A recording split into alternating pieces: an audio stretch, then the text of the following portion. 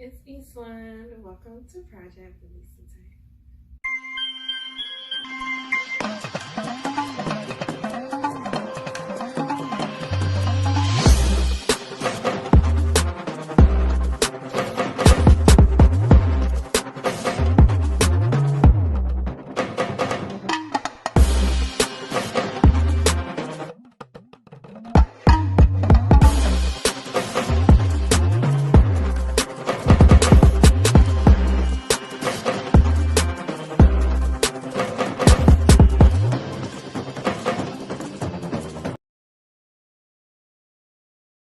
My name is Adia to Conteh, and everybody knows me as Addie. I'm 37 years old. I'm from the Gambia, currently residing in the US. I'm the CEO of Daraja Boutique. Daraja is a company. We make handmade leather bags that are made in Gambia and Senegal.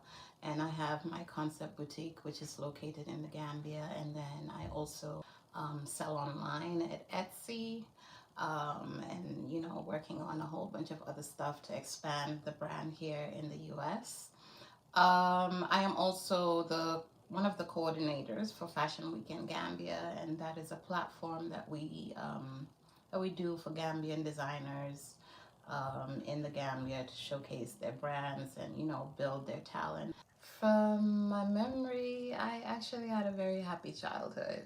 I was born in Gambia, and at a very young, early age. I think when I was like 3 or 4 years old, I came over to the U.S. for the first time while my parents were here going to school, and I lived in Virginia for about 10 years. So that's where I spent a lot of my early childhood years, and honestly, it was beautiful. I had a very, I'm blessed to say that I had a very good life as a child, and my parents were very loving parents. They both loved each other dearly. They were both students going to school, working very hard, and I always feel like that's where I get my work ethic from. In Gambia, we speak English as the official language, but there are several different languages spoken in Gambia. I mean, there's several different tribes. I am Mandinka, and the Mandinkas speak Mandinka. And I know people have probably heard the phrase Mandingo warrior. And by the way, I must add that Kunta from Roots, that whole story originated from Gambia. So Kunta Kinte is Gambian, and he was a Mandingo. Yeah, so that's where that whole phrase of being a Mandingo warrior comes from. But we have several different languages in Gambia. I think we have at least, like, if I'm not mistaken, at least 12 to 15 different tribes in Gambia. But the most, I think the majority of the population in Gambia are Mandingo, and then you have the Wolofs, and then you have the Sereos, the Sarahulis, you have the Fulani people, you have the Manjagos, you have so many different tribes, and they all speak their own different languages. Yeah. Oh my God, my favorite dish is Banachin, and I think you guys know it best as jollof rice.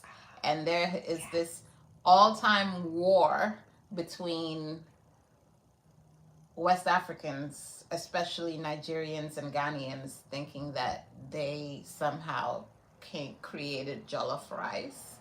But jollof rice was originated in Senegal and Gambia, because Gambia is located in Senegal. It's a country inside another country, and Senegal speak French, we speak English, but the culture is pretty much the same, and we speak the same languages.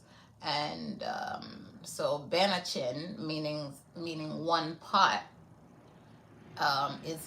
means being cooked in one pot. So hence the word jollof and Senegal, Gambia, we speak Wolof, Jollof rice. And then somehow the Nigerians and the Ghanaians have taken it and claimed it to be their own, but that's all good and well. We do it best. Experience that drastically impacted my life, I must say, is when I was 23 years old. Actually, when I was like 22, 21, actually. When I was 21 years old, I met the love of my life, who is my son's father. And he was everything to me. He really showed me what true love means. And he was my king, and I loved him so dearly. And we had plans on, getting married and all of that. And I'm so blessed that I had a child with him, and who is my son, Ibrahima. And unfortunately, when I was 9 months pregnant with my son, his father passed away. And it was an experience that to this day triggers me emotionally, because I still find that when I talk about him, it still takes me somewhere, to a place. But yes, he passed away very unexpectedly. And he passed away, it was the day after his 30th birthday. So he had turned 30, and then the very next day he passed away. And it was so sudden. And so you could imagine my shock at being 9 months pregnant and finding out that, the father of your child has died. And, so many thoughts going through your mind of, what are you going to do? How are you going to raise this child on your own? My child is never going to know who his father is. And that was an experience that really molded me, I think. And, sometimes I say, when I look back, I always say that, when certain things are happening to you in life at that particular period, you always question and think, why? Why is this happening to me? Doesn't God see me? Why are all these bad things happening to me? But looking back in retrospect and looking at my life now, and where I am spiritually, mentally, how much I've grown as a person, that's one of the experiences that's really molded me. Because when I look back, it was a time where, it was a very dark time for me.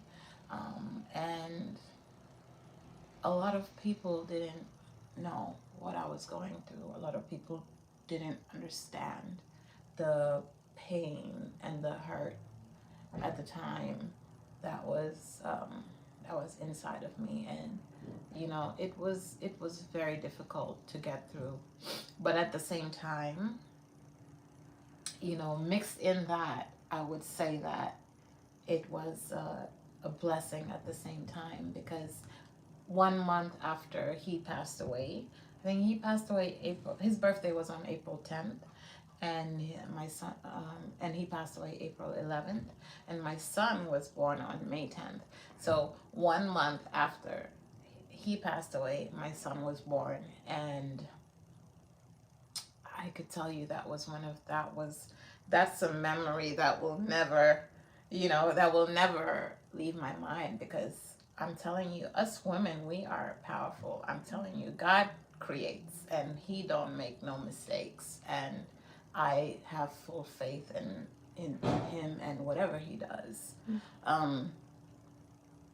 And I tell you, when my son came into this world, and I had a baby boy, and they placed that child into my arms. It was as if all of life's problems, um, disappeared, and that's one of my favorite memories ever.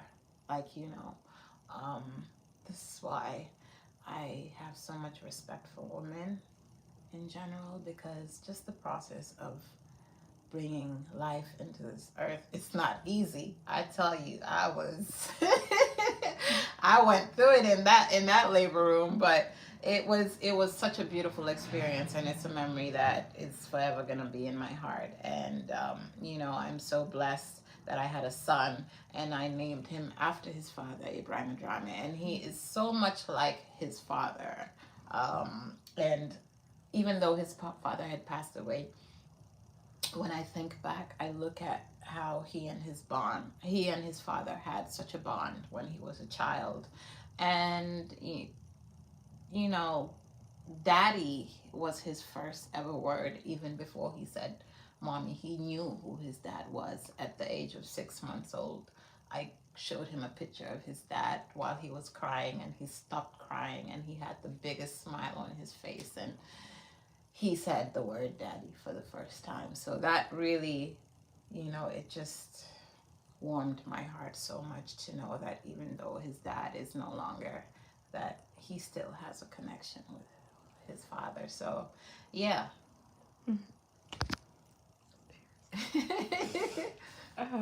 How did you get through that? Like, I know you said a lot of people didn't know what you were going through. Was anyone there for you, or what helped? He helped.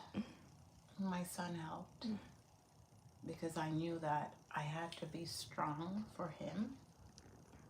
I had to get myself together for him, because I was like, okay, he doesn't have his father, and if I fall apart, then he's not gonna have his mother either.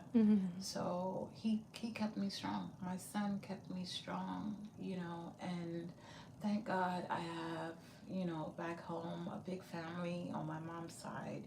That my grandmother, who has passed away, on my mom's side, she was a big support system for me, and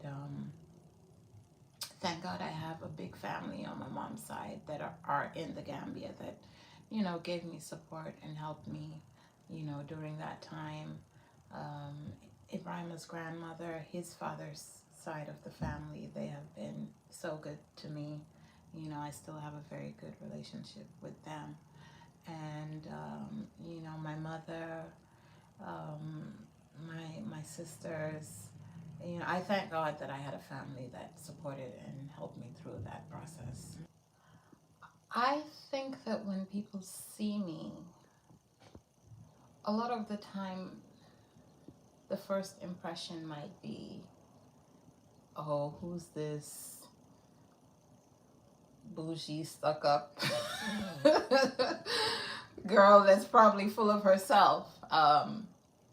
But they don't see me. They don't see the inside of me.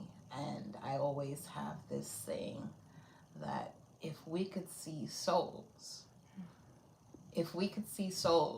then a lot of people would be very ugly.